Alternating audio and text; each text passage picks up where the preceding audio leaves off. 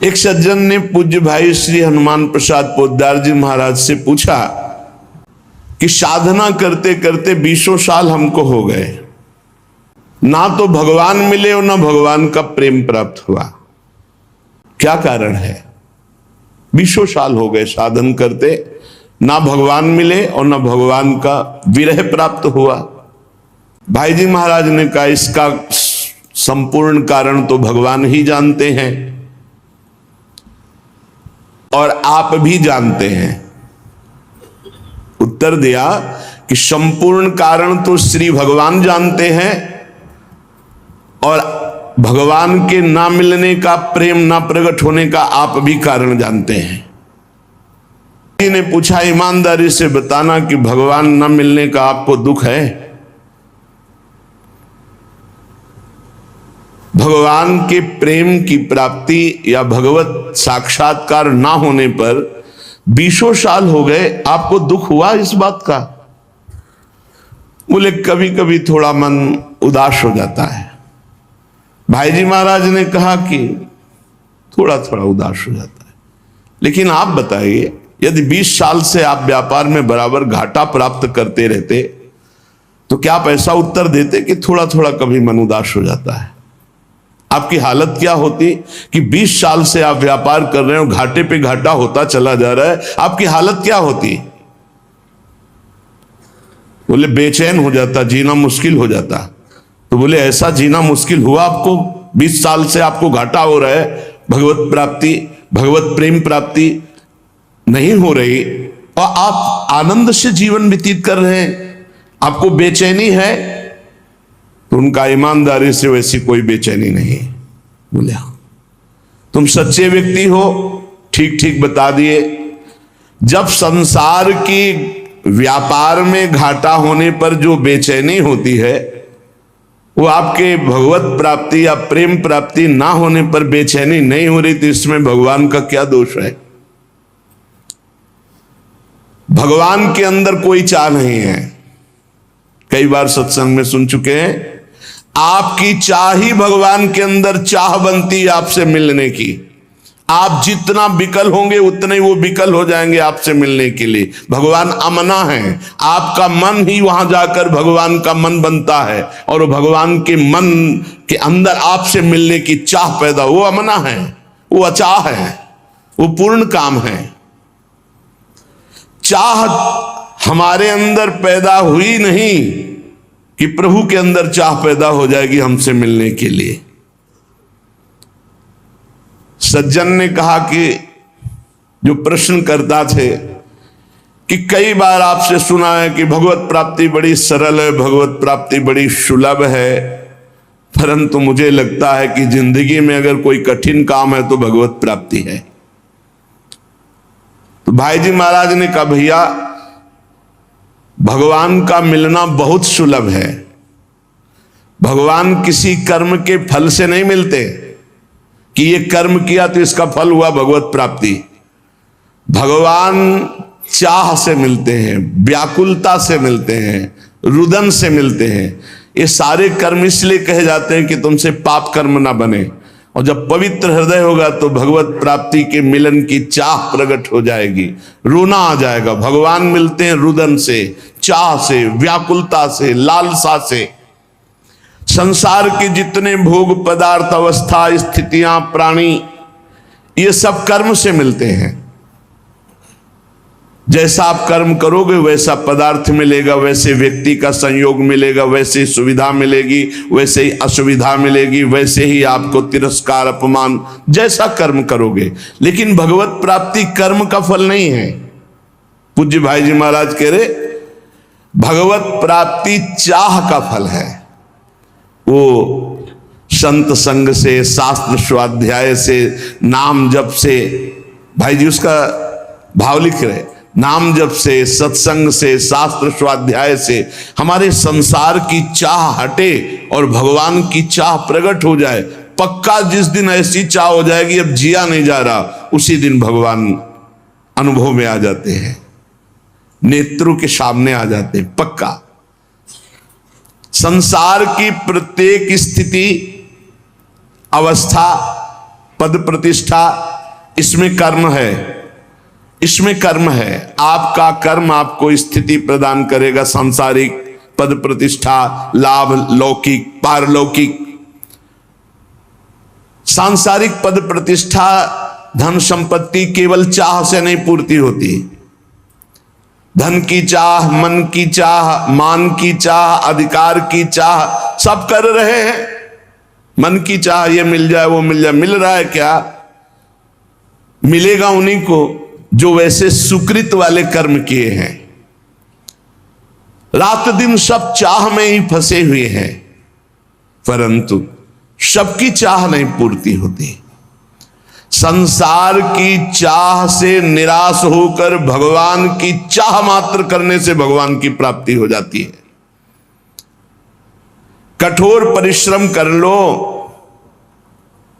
धन की चाह पूर्ति करने के लिए, कठोर परिश्रम कर लो, पर पूर्व सुकृत नहीं तो तुम धनवान नहीं बन सकते हो। लेकिन थोड़ा सा प्रयत्न करो भगवान नाम जप करके भगवान की प्राप्ति के लिए, ईमानदारी से बुरे कर्मों का त्याग, अभी आनंद की अनुभूति, अभी विकलता जागृत हो जाए भगवान से।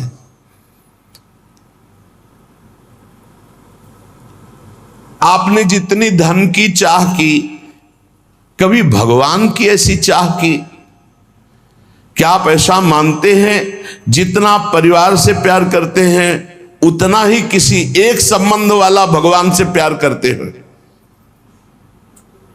भगवान से एक संबंध वाला, जैसे माता से, जैसे पिता से, वैसे गाढ़ प्रेम भी, जैसे धन की चाह, जैसे प्रियजनों का संबंध, इतना भगवान से मानते हैं।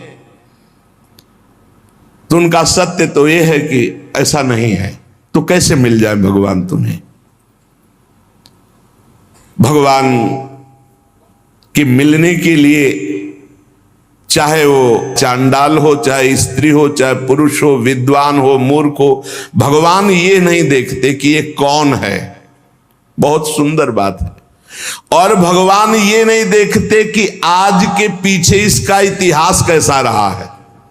घोर पापी, निकृष्ट स्वभाव वाला या बड़ा पुण्यात्मा, संयमी, ये भगवान नहीं देखते। ये पापी रहा है या पुण्यात्मा, ये स्त्री है या पुरुष उत्तम है या चांडाल, ये विद्वान है या मूर्ख, ये वंदनीय है या निंदनीय, हमारे भगवान ये एक भी बात नहीं देखते। भगवान देखते हैं अपने से अपनापन। कितना आपका संबंध है भगवान से? आप भगवान को कितना प्यार करते हैं? क्या मानते हैं अपना? कितनी चाह है भगवान के प्रति? अगर चाह नहीं, संबंध नहीं, तो फिर कैसे आपको भगवान मिल जाए? कसौटी है। देवर्षि नारद जी ने कहा, तद विस्मरणेन परम व्याकुलतेति। प्रभु का जो थोड़ा भी विस्मरण हो जाए तो परम व्याकुलता पैदा हो जाए। कैसी व्याकुलता? धिक्कार पैदा हो जाए अपने अंदर। कैसे मैं प्रभु को भूल गया? किसी कारणवश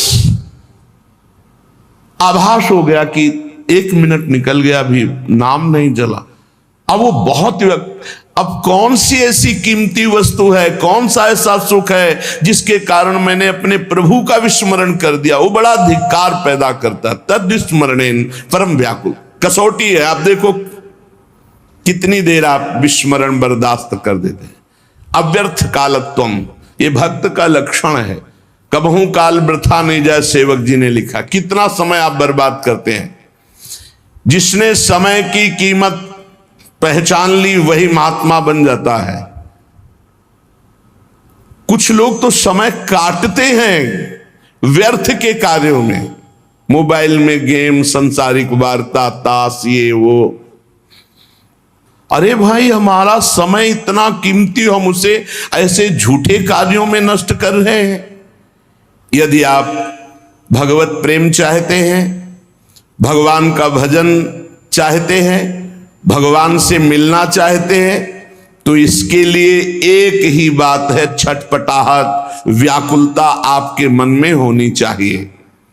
अगर नहीं होती है, आप भगवान को नहीं चाहते हैं, भगवान के लिए रुदन हृदय से नहीं करते हैं, तो सीधी बात है आपको भगवान नहीं मिलेंगे। क्योंकि भगवान चाह जिसके हृदय में व्याकुलता, उससे भगवान मिलते हैं। अगर व्याकुलता नहीं तो इसका साफ साफ अर्थ है आप कहीं सुखी हो रहे हैं, कहीं राजी हो रहे हैं, तो भगवान क्यों आवे? भगवान से मिलन की चाह पैदा करना है साधना।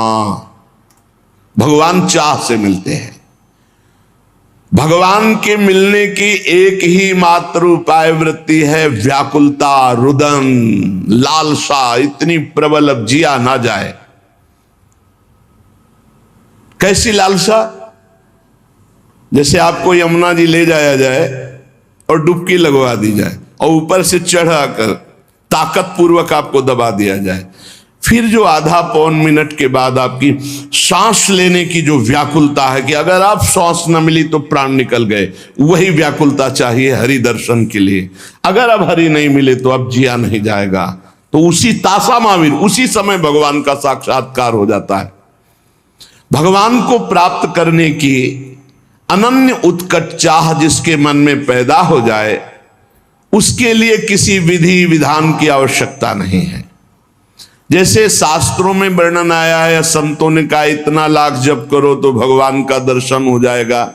ये शास्त्रीय बातें ठीक है भाई जी महाराज के, लेकिन इतने लाख संख्या में भगवान को खरीद लोगे, ऐसी बात नहीं है।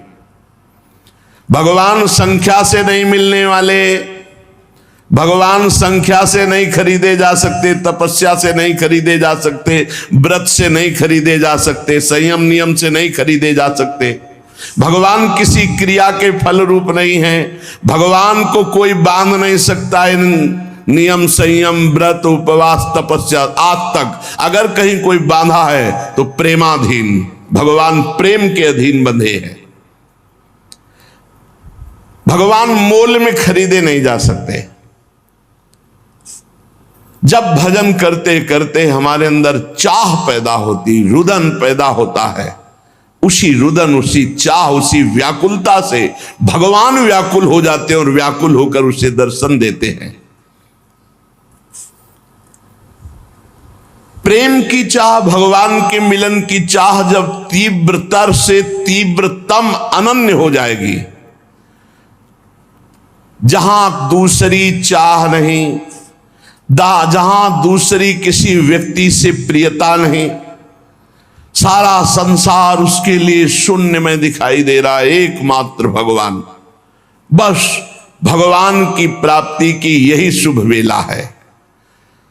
देश काल पात्र के भेदभाव की कोई आवश्यकता नहीं। पात्र कौन है, देश कौन है, समय क्या है, इसका विचार भगवान नहीं करते। भगवान सार्वदेशिक, सार्वकालिक, सबके हैं। कब, कहां, कैसे, किसको मिल जाए, ये कोई निश्चय नहीं है। भगवान की चाह अत्यंत आवश्यक है। साधक की साधना केवल चाह पैदा करने के लिए है। जितने भी जप है, स्वाध्याय है, सेवा है, तपस्या है, काम क्रोध आदि लोभ आदि पर विजय प्राप्त करना तप है, इन सब का फल है अपने इष्ट देव के लिए एकांत में रुदन प्रारंभ हो जाना। एकांत में बैठ के रो रहा है, अपने कपोल को हाथ की हथेली पर रखे हुए बैठे शोक मग्न है। हे प्रभु कब मिलोगे, हे ये कितनी दुर्लभ बात है। यही निष्काम भक्ति से प्राप्त होता है। भगवान को प्राप्त करना है तो गोस्वामी जी के दोहा जो लिखे, बहुत जोर की भाई जिसकी बड़ाई कर रहे हैं।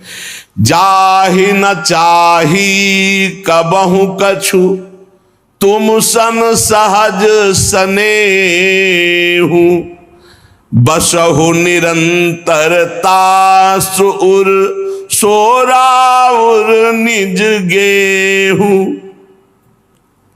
भगवान का अपना घर कौन सा घर है? थोड़े दिनों के लिए आकर चले जाने वाला घर नहीं होता। घर कौन जिसमें स्थायी बसा जाता है। भगवान मेहमान बनकर नहीं आते भक्त के हृदय में। सो राउर निज गेहूं, वो अपने घर की तरह। किसके? बोले जाही न चाही कबहू कछु। बहुत उच्च कोटि की कसौटी है। निरंतर आपके हृदय में भगवत दर्शन होंगे। अपना घर जाही न चाही कबहू कछ, शर्त है तुम सन सहज सने हैं। ये बड़ी उच्च कोटि की बात है। ये आधा दोहा बहुत उच्च कोटि की अवस्था है।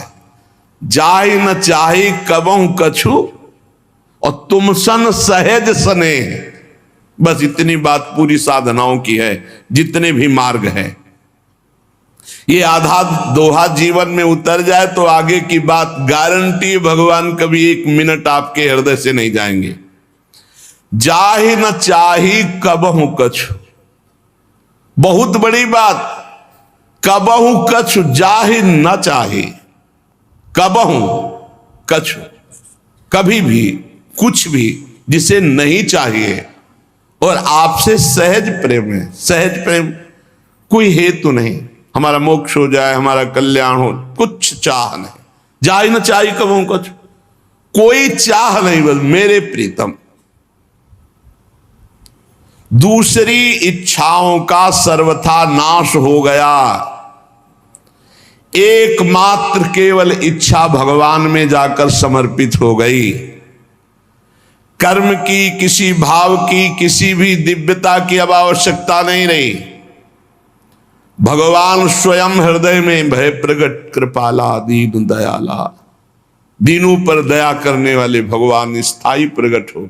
सच्ची माने, सच्ची माने। गलभैया दी हुई युगल सरकार नेत्र में, हृदय में, रोम रोम में, जिधर दृष्टि डाले जड़ चैतन्य में सर्वत्र दिखने लगते हैं। शर्त है जाहि न चाहे कबहू कछु। अब इस कसौटी पे कसो। और सहज स्नेह, जैसे अपनी मां से सहज स्नेह होता है। कोई लगाव जोर, कोई कामना नहीं, मेरी मां है। ऐसे मेरे प्रभु, वो मेरी मां कैसी है ये प्रश्न नहीं होता कि ऐसे ऐसे लक्षण वाली हो तो मां। मां तो मां है। ऐसे सहज प्रेम अपने प्रभु से। भगवान के मिलन की चाह तभी प्रकट होगी जब जाहि न चाही कबहू। ये बहुत जोर की बात है, बड़ी विलक्षण बात है। जो किसी भी बात की परवाह नहीं करता, कोई चाह नहीं रह गई, किसी से कोई संबंध नहीं, सहज स्नेह इष्ट देव से, और इष्ट देव से भी कोई चाह नहीं। अब मिलन की अपेक्षा थोड़ी रह जाएगी, वो यही हृदय में ही प्रकाशित हो गए। व्याकुलता, चाह तो केवल प्रभु की, अन्य सब चाह खत्म। हम यही परेशान हैं, पूरा जीवन हुआ जा रहा है अपने सबका कि चाह बटोर कर केवल प्रभु की चाह नहीं रह गई। बहुत सी चाहें हैं। ये चाह जब तक है तब तक साधना ही अधूरी है, छेद है। जैसे हम रात दिन दूध दुहे चलनी में, तो हमको एक चुल्लू पीने को नहीं मिलेगा। चलनी में गैया दुहे और दोष दयु को दे, हरिगुरु कहो न माने अपनो ही फल ले।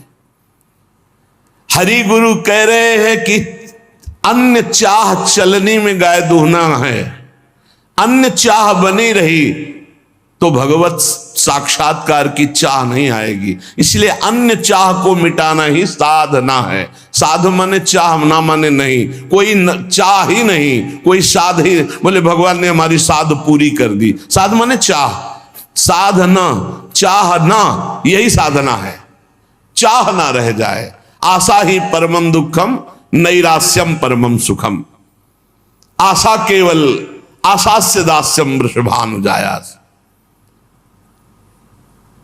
कई बार सत्संग में सुनाया, देखो चाह से केवल भगवत प्राप्ति। यही मथुरा के ब्राह्मण यज्ञ कर रहे, बड़े याज्ञिक विद्वान, गायत्री अनुष्ठान करने वाले, बड़े धर्मात्मा, शास्त्रीय पद्धति से चलने वाले। तो क्या भगवान से मिल जाएंगे क्या? इन सबसे भगवान नहीं मिलते। व्रतांसि यज्ञ छंदांसि तीर्था नियमा यमा। अगर सत्संग मिल गया भगवत प्रेमी का तो भगवान मिल जाएंगे। यथा वरुंदित सत्संगा सर्वसंगो पहोई माम। मथुरा से पुष्प चयन करके मालिनी जाती वृंदावन से मथुरा, और वहां ब्राह्मण पत्नियों को देती और बताती, आज नंद के लाला ने ऐसी पोशाक धारण की थी, आज ऐसे सुंदर रूप से, आज ये लीला की, रोज नवीन नवीन शोभा, नवीन नवीन लीला। उनके हृदय में सुन सुन के चाह पैदा हो गई। ये बड़ी जोर की, कोई साधना नहीं थी, सब साधना ब्राह्मणों में थी। देखो, सुन सुन के चाह पैदा हो गई। इसीलिए भगवान कहते, जैसा मैं सत्संग से वैसा मैं किसी अन्य साधन से नहीं। सत्संग से मैं बहुत जल्दी पकड़ में आ जाता हूं, क्योंकि चाह पैदा हो जाती है, सुनने मात्र से चाह।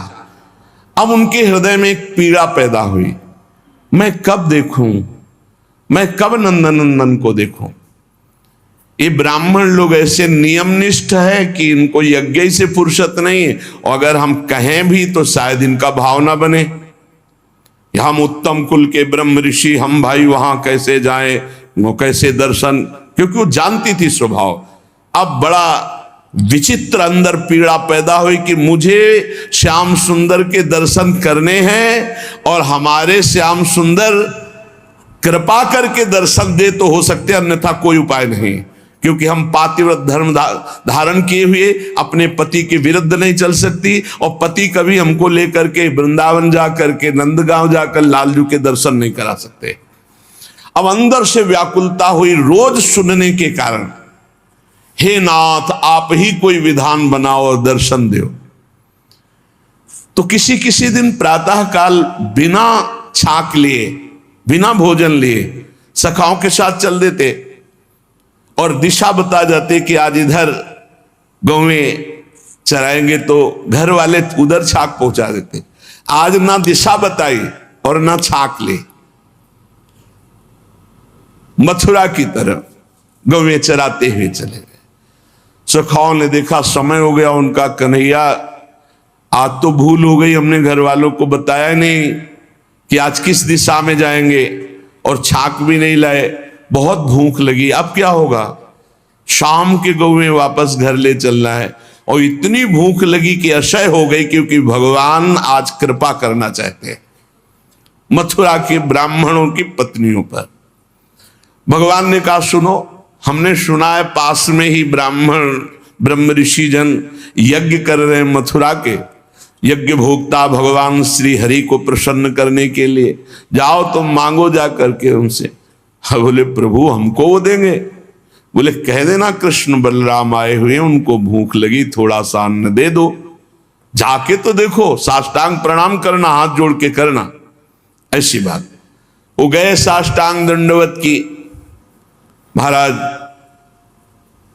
श्री कृष्ण बलराम पधारे हुए हैं आज इधर, उनको भूख लगी, आप थोड़ा सा भोजन दे दो। वैदिक सिद्धांतों का पालन करने वालों ने जब देखा ये तो गौवें चराने वाले, ये यज्ञ भाग के अधिकारी थोड़ी कि इनको भोजन, बात ही नहीं की। बोले प्रभु कहां भेजा ऐसे निर्दयी हृदय वालों को कि वो एक बार हमसे बात भी नहीं की, देखा भी नहीं।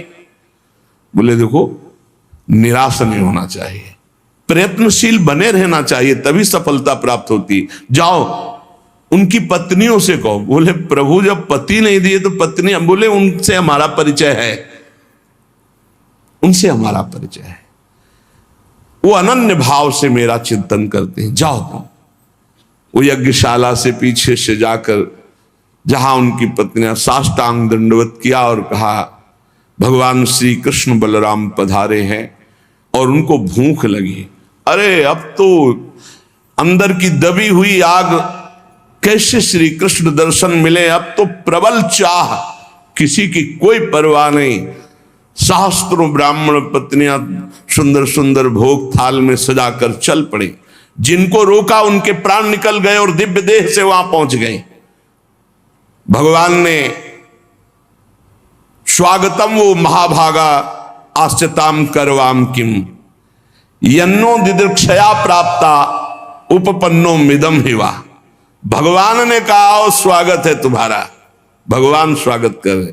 स्वागतम वो महाभागा, ये दोनों के लिए प्रयोग किया है, ब्राह्मण पत्नियों के लिए भी और गोपियों के लिए भी। महाभाग्यवती देवियों तुम्हारा स्वागत है, आओ आओ। तुम लोग हमारे दर्शन की इच्छा से आई हो, तुम्हारे जैसे प्रेम पूर्ण हृदय वालों के योग्य ही है। भगवान सात सखाओं के साथ बैठ गए, महायज्ञ उनकी पत्नियां कर रही, साक्षात यज्ञ भोक्ता भगवान को पवा रहे हैं। भगवान पाए, आश्वासन दिया, जाओ आज के बाद कभी तुम्हारे ऊपर कोई दोष दृष्टि से नहीं देखेंगे तुम्हारे पति आदि, क्योंकि हमने स्वीकार कर लिया, आप सब तुम्हारी आराधना करेंगे, सब तुम्हारी वंदना करेंगे। उनको लगा था वापस जाएंगी तो शायद दोष दृष्टि करे ब्राह्मण जन। अब किसी भी भाव से सही भगवान ने उनका प्रसाद तो पाया ना। भले भाव नहीं था ब्राह्मणों के, लेकिन पत्नियां तो उन्हीं की थी। उनके हृदय का ज्ञान अंधकार मिटा। धिक जन्म नस्त्रिविध विद्याम धिक व्रतम धिक बहुज्ञताम धिक कुलम धिक क्रियादाक्षम विमुखाये त्वधोक्षजे। धिक्कार हमारी विद्या को, हमारे व्रत को, हमारी बहुज्ञता को, हमारे कुल को, हमारी इस यज्ञ क्रिया को जो मैंने स्वयं अधोक्षज भगवान से विमुक्ता की। ब्राह्मणों को अब ऐसा ज्ञान हो रहा है क्योंकि अब भगवत प्राप्त पत्नियों का दर्शन कर रहे हैं। कैसे दर्शन हुआ ब्राह्मण पत्नियों को? चाह मात्र से, कोई अन्य साधन नहीं, सुन सुन के चाह प्रकट हो गई। भगवान को पाने की इच्छा, इस प्रकार की इच्छा की उसमें कोई समझौता नहीं है। अब मिलना ही चाहिए प्रभु। प्राप्ति में विलंब असह्य, हमारी ऐसी स्थिति नहीं है। हम राजी हैं, खान पान विश्राम सुख सुविधा प्रणाम नमस्कार, इसीलिए वो बात नहीं बन रही। जैसे किसी का इकलौता पुत्र हो और वो भी बीमार होकर मरणासन हो, अब उसकी व्याकुलता, पूरे कुल का आंख का तारा वो भी मरने जा रहा, कैसा व्याकुल, उसको कितनी व्याकुलता होगी। पर यहां हमारे जीवन की शाम होती जा रही है, हम आए भगवत प्राप्ति के लिए, भगवत प्राप्ति हो नहीं रही। भगवत प्राप्ति से हम उदास हैं, भोगों में हम हर्षित हो रहे, कहां में सुख है। एक ही ट्रेन जाती है और हमें वहां जाना है और हम पहुंचे, देखा वो ट्रेन जा रही सामने, कैसी व्याकुलता। अब हम दौड़ के चढ़ नहीं सकते, ट्रेन छूट गई, एक ही ट्रेन है वहां जाने के लिए, ऐसी व्याकुलता। एक ही शरीर है जो भगवत प्राप्ति करा सकता मानो दे, और वो भी शाम होने जा रही, कब मृत्यु हो जाए कोई पता नहीं, और हम चैन से हैं। इसलिए भगवान से मिलन की चाह, जितने साधन है वे चाह पैदा करने के लिए है। ये चाह धीरे धीरे पैदा होती है। खूब नाम जप, सत्संग, भगवान के धाम आदि का वास, तीर्थ स्थानों में नाम जप करते हुए पवित्रता से भ्रमण, किसी की निंदा नहीं, किसी को दुख पहुंचाना नहीं। धीरे धीरे चाह पैदा होने लगती भगवान से, और फिर वो बढ़ने लगती है। बहुत लोग कहते हैं कि भजन से जब चाह होती तो भजन ही में हमारा मन नहीं होता। अरे भजन करने से होता है कि भजन होता है? भजन होता तो सिद्धों का है, भजन करना पड़ता है। कहते करना चाहते परंतु होता नहीं। मेरी बात समझ में नहीं आती कि तुम्हें भजन करने की भूख हो, तुमसे भजन नहीं होता। जब पानी की प्यास लगेगी तो प्यासा ही प्यास चिल्लाओगे और कुछ नहीं सुनाई देगा। रबड़ी खवाई जाए तो भी नहीं, आप कहोगे पानी पिलाओ। यदि भजन की प्यास जग गई तो तुमसे भजन कैसे नहीं होता? अवश्य भजन की प्यास नहीं जगी, बातें केवल बनाते हो। सच्ची मानिए, जिनको अब कुछ प्राप्त करना नहीं है उनको भी तो देखो। भजन का पूर्वाभ्यास उनको चैन नहीं लेने देता। ये तो जाएगा, आज नहीं तो कल जाएगा, इसको क्या करना है, इसको सजा संभाल करके भगवान के चरणों में अर्पित करो जितने मिनट। अरे इतना कीमती समय जिसे तुम्हें ज्ञान नहीं है, बहुत यहां से जाना है प्यारे, कुछ साथ लेके नहीं जाना। खूब कमा लो, जितना नाम धन कमा लोगे मौज करोगे, लोक परलोक ई परलोक सकल सुख पावत, ई परलोक सकल सुख पावत। धिक्कार है अपने को यदि सत्संग मिला, मानव देह मिली, भजन की महिमा सुनने को मिली, और फिर हम कहते भजन में मन नहीं लगता। मन लगने ना लगने से क्या, रात दिन भजन करो अभी मन लग जाएगा।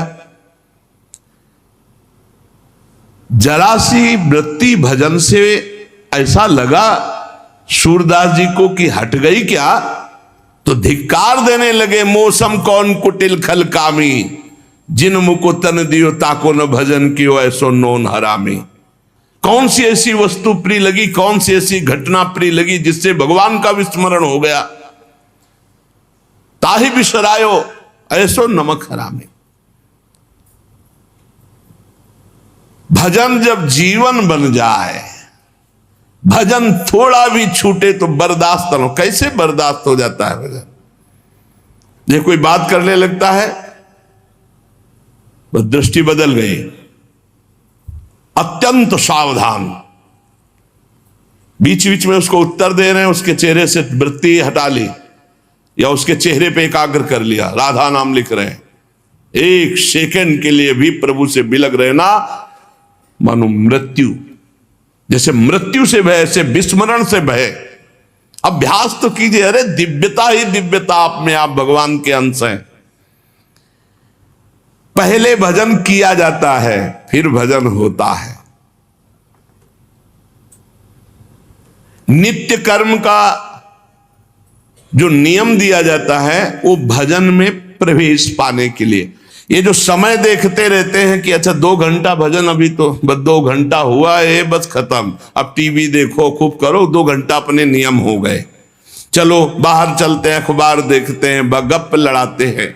हम इन ऐसे लोगों की बातें नहीं कर रहे, भाई जी महाराज कह रहे हैं, हम उनकी बातें कर रहे हैं जो भगवान की प्राप्ति करना चाहते। जबरदस्ती हर समय, लाख लोग, इसका कोई संख्या का मतलब नहीं, हर यही बात गुरुदेव ने बचपन में डाल दी, बलिहारी गुरुदेव की, जो और कोई सूत्र ही दिमाग में पूरे जीवन में जहां कहीं भी हुआ तो सब बातें सुननी, पर गुरुदेव की बात याद रखते थे कि कोई भी श्वास खाली ना जाए, हर समय भजन करना। बच्चा जब छोटे थे जगा के 2 बजे रात्रि, उन्हीं का जगाने का नियम, उन्हीं के जगाने की अभ्यास वृत्ति। 2 बजे रात उठ रे, तखत के नीचे ऐसे चटाई में सोते और ऐसे कुटिया में आप बैठते, उठ रे, देख 2 बज गए, किसान लोग बैल लेकर के हल जोतने जा रहे, तुम बाबा जी बनने निकले, अभी पढ़ो, बैठ, पहले भजन करवाते, फिर चलो स्नान आदि।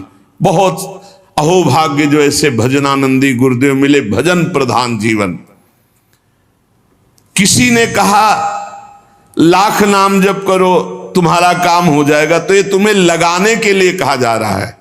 जरूरी नहीं कि तुम लाख नाम जप किए बस बंद कर दिए। हर श्वास, हर क्षण, तभी आप भगवत प्राप्ति, बात समझना।